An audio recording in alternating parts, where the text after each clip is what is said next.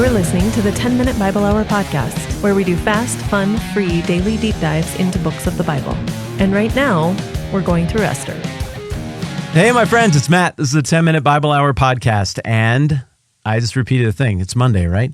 Which means that my wife just said the exact same thing. That's on purpose. We're having her just say that on Mondays so that anybody who's new can get oriented real quick and get a sense of what this thing is and how it works and what to expect. By the way, if you're new, thank you for showing up. Thanks for trying this thing out. I hope you super like it. You can jump in wherever, and if you enjoy it, you can go back and binge from the beginning of the whole big series that we first did on the book of Matthew, which is, don't be intimidated, 800 episodes, but they go fast, and I think they're fun. And then we did another season that was much shorter, just, 60 some. I think it ended up being about 70 episodes where we just went through a book of the Bible per day, including a little bit of bonus stuff. And now you're coming in here at the beginning of our third series, which is on the book of Esther, which brings me to something I want to talk about. But before I talk about the thing, back to my wife. She has, to me, the most enchanting voice I have ever heard ever. And I think she beautifies this space so nicely by jumping in and just saying hello to everyone and occasionally saying a couple things on the way out the door. And I'm very grateful to her to lending that touch of elegance to this otherwise dude in a basement, rather clumsy, brusque thing that I do here. About this book of Esther business, we are working our way toward a place where we are ready to dive deep into the book of Esther and understand the cultural nuance and historical nuance and all of that stuff. We're looking at the book of Ezra. We're looking at the book of Nehemiah. We're looking at the book of Daniel. And all of this is meant to give us a glimpse at this little sliver of the Bible that happens against the backdrop of the Persian Empire. Persia's not on screen much in the Bible, so we don't think about them very much. And the whole Persia story arc of history, it rounds out in between the Old Testament and the New Testament. So we never really even hear what happened to them or where they went. In the Bible, you got to go to extra biblical history to fill that stuff in. So as a result, as you know, I think this time period is oft overlooked. I also think this time period is wildly interesting. And these few books of the Bible that deal with this, they all really complement each other. And that's why we're trying to lay out the story deeply. And it seems like about once a week, I make some kind of apologetic for why we're coming at it this way. And I don't know why I do that. I don't think I feel terribly insecure about it. I have not received one note from anybody at all who's like, what the heck? You said we were going to talk about Esther. I like Esther. And we're not talking about Esther yet. That was really mean. I made that person's voice sound super, super dumb. But what? No, it's not mean because that person doesn't exist. I haven't heard from you at all. What I have heard is just a lot of excitement and enthusiasm and appreciation that I share with you for how much the Bible is held out as happening in real moments in time with real people in real places. And unlike some other religions that just unapologetically hold out their narratives and their stories as being entirely fanciful and set in a fantasy moment, a fantasy land, an entirely otherworldly thing, the Bible doesn't do that. That's different. So whether you think there's a God behind it or not, you got to acknowledge that is a different way of approaching it. And indeed, whether you think there's a God or not, the Bible has a remarkable track record of the people, places, and things that it says should be in certain places and certain times, being right where they're supposed to be when you go and look at extra biblical history. And I think that adds a layer of extra fun. But yeah, it's like this. I was thinking about this the other day. I was watching an older person talking with who I assume would be a grandchild, might have been a great-grandchild in public at a restaurant. I could tell they were explaining some things about when they were younger. And I was watching this conversation. I was thinking, yeah, that kid, they haven't seen any fads come and go yet. They haven't seen the churn of history yet. Everything that they've lived through and had their eyes open and been aware for has looked and felt pretty much the same. But that old person who is patiently delighting in sharing that story, they've seen a lot of churn. That person's old enough that commercial flight was probably not much of a thing when they were young.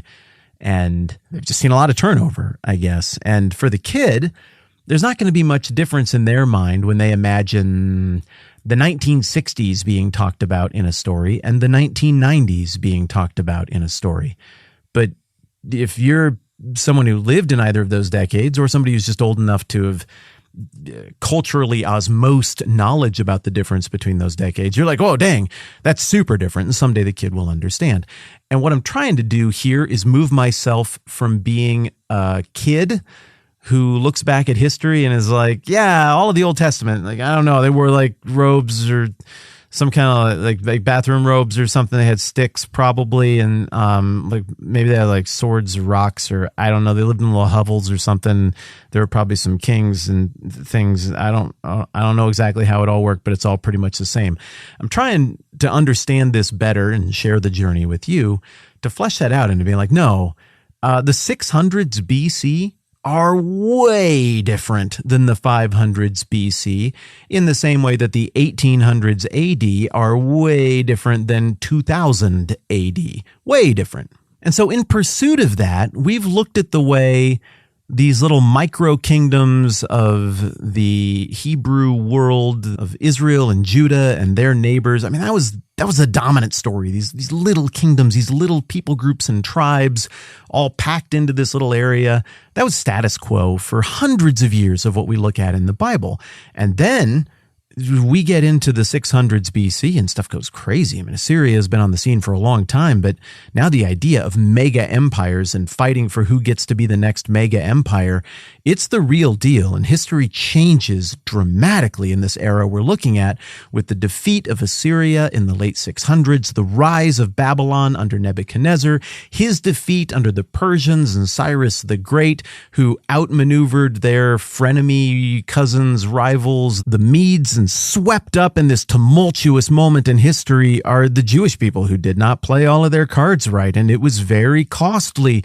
But now, as we've read in the book of Esther, the land has been resting during this period of great global tumult, and God has preserved these people under two different captors in Babylon in captivity, and now he has moved the heart of Cyrus the Great to let people go. And as we looked at the last couple of days, they've gone up and they've taken money at the behest of Cyrus that Cyrus gave them, and they're on their way back to rebuild things, and they're having to sort through questions like who actually is a participant in this grand rebuild that we're going to do. And some people didn't want to go back and rebuild in Jerusalem.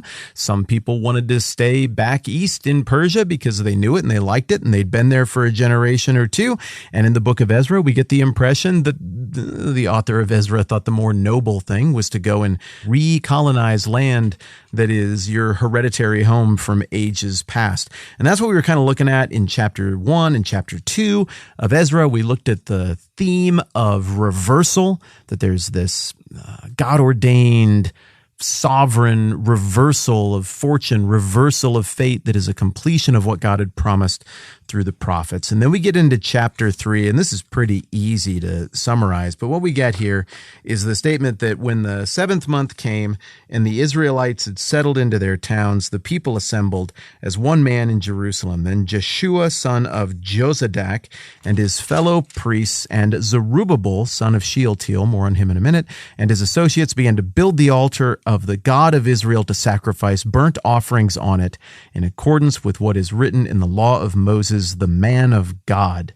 For most of us who are in this conversation, whether Christians or people who are now maybe on the fringes of Christianity, sizing that up, trying to make sense of maybe the religion you were raised with, or people who are agnostic or atheist who are here and we're all having this conversation together, for most of us, we're just not culturally going to resonate with this idea of the centrality of the sacrificial system in the Old Testament properly. Probably some of you who are in the conversation are of Jewish descent, maybe even a more traditional Jewish descent, and you're going to have a little bit more cultural memory and appreciation for how much this is at the heart of things. Remember we talked about The Mandalorian the other day? The Mandalorians, they have this great forge in the Star Wars universe on their planet of Mandalore, and when the great forge is shut down because they're a warrior cult, so all of their armoring is central to what they do, and without that, they lose their identity. Things don't make sense. It's the heartbeat. It's the rhythm of who they are culturally, religiously, and like we talked about the other day, that little Star Wars show is drawing off of this example. It's a metaphor that is based on the example of the Hebrew culture, Jewish culture in the ancient world and the sacrificial system. And so it's a very telling detail that basically the first thing the Jewish people did when they got back to the rubble of their old temple was rebuild the altar and resume sacrifices exactly as prescribed in the law of Moses, the quote, man of God. Now, you've traveled before. You've probably been away from home for a week, a couple weeks, maybe longer, an extended period of time. Maybe you studied abroad or something when you're in college. And at some point when you're traveling, you start picturing what it's going to be like to get home. And you probably got something about home that you just love. I mean, whether it's people or rhythm or a certain food or drink you can only get there. And you start thinking to yourself, what's going to be the first thing I do when I get back? Is it going to be go stretch out on the back porch and see how the plants that I've planted are growing or the leaves coming in? Who knows? Whatever your thing is, you think about what's the first thing I'm going to do. Well, these guys had a long time to think about what's the first thing we're going to do. And the answer was, we've got to resume this thing that is the heartbeat of our culture and our relationship with God, so much more importantly. And so it's really encouraging as we get into Ezra chapter 3 to see that it looks like some lessons have been learned, that this direct descendant of David, who would be sitting on the throne if there were still an actual throne here, Zerubbabel, he is pointing things in the right direction. He's leading like David would lead, pointing things toward the house of God. We have to resume this thing to deal with, to atone for the brokenness of our people. This is how we resolve sin, ultimately under the grace of God. This is how we have communion with God. And so the first thing they do when they get home is they start that stuff. And it's awesome. And it looks like this thing is on the right track. But as is the case so often when we're going through the Old Testament, stuff that is promising is followed by stuff that is difficult. And we're going to run into trouble not too much further into Ezra chapter 3. And we'll look at that next time around. I say again, I love that this format allows us to go as big picture as we need to go, to pinch zoom in on stuff as tightly as we need to do that to understand things. More or less the problem that we're trying to solve together is, hey, we'd like to understand a part of the Bible, and that might come with some challenges. The solution is, well, let's just do what it takes to try to understand that part of the Bible better, and we got time. Thanks for going along on that journey with me. Thanks for being down with that kind of a pace, and we'll push forward in Ezra 3 next time around. I'm Matt. This is the 10-Minute Bible Hour Podcast. Let's do this again soon. This podcast exists because many of you kick in to make it happen, even though you don't have to. Learn more at thetmbh.com/support. We're grateful because that supports our family.